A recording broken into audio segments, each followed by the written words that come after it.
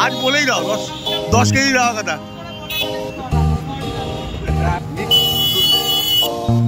কেমন লাগলো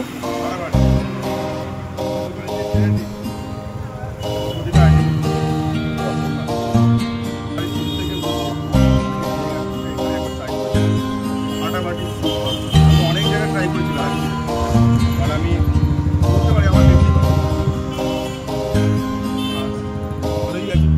ধরে আসছি তো মনে হয় না আজ অব্দি আমি বিশেষ খারাপ কিছু পেয়েছি। ওকে, তাহলে আজকে কি অর্ডার করেছো?